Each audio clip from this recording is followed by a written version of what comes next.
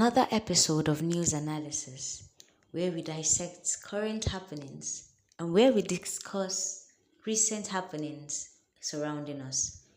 On today's episode of News Analysis, the Minister of Foreign Affairs, Ambassador Yusuf Tuggar, has attributed the current hardship in Nigeria to past policies. According to him, the problem being faced by Nigerians now cannot be traced to just this administration. It is a product of piled up problems, piled up debts, and piled up bad and negative decisions taken by the previous administrations. Tuggar, who made this known on Saturday during an interview he had with journalists in Bauchi, added that the hardship were also caused by other factors that the president's administration has no control over.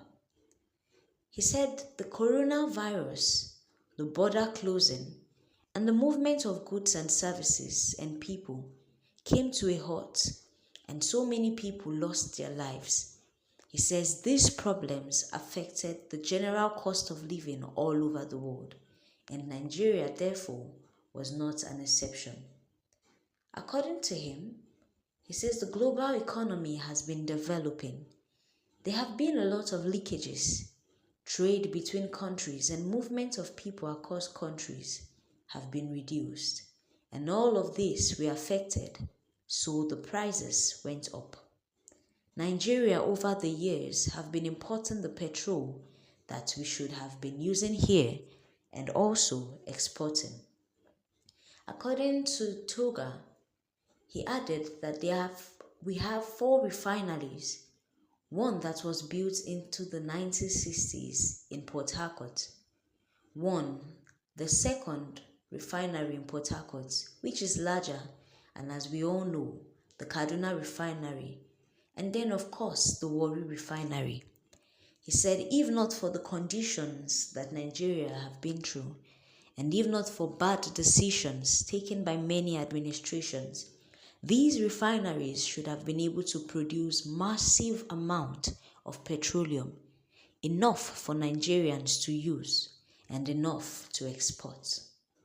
He says these refineries were built when Nigerian population was much smaller than it is today.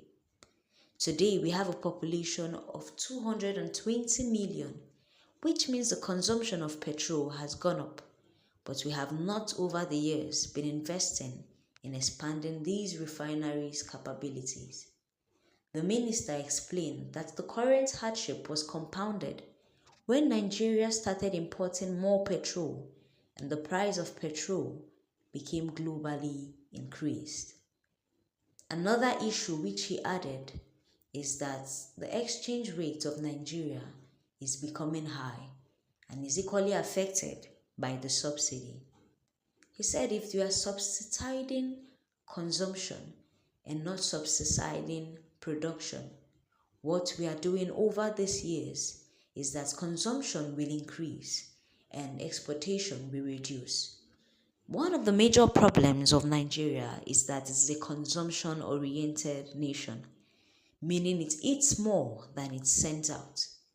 If Nigeria can find a balance between consumption and exportation, or rather reduce consumption and increase exports, indeed the country will see a significant change in its economy.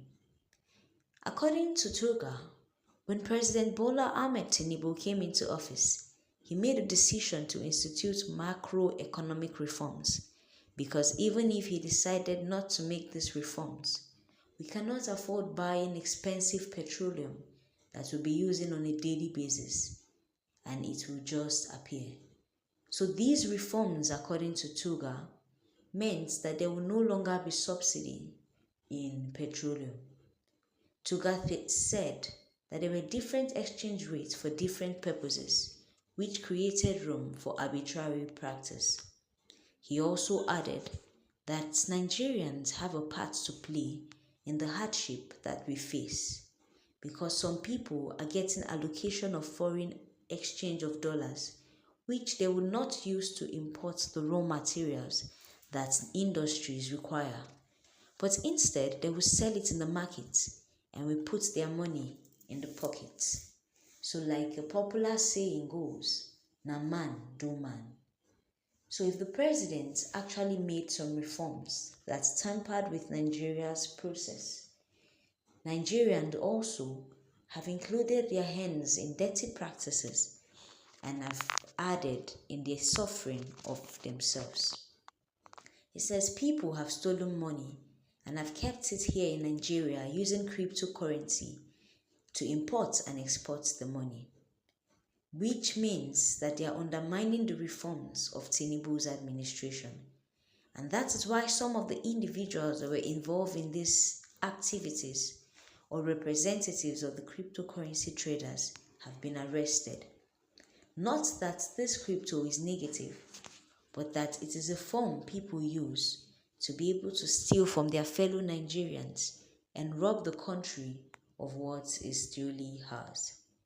It says we are beginning to feel the impacts of Nigeria's reform and the policies given by this administration. Again, Nigerians ask, will these reforms help Nigeria to grow, and will it yield a positive reform and results in the future? Join us on News Analysis as we keep probing into the hearts of the government and the people.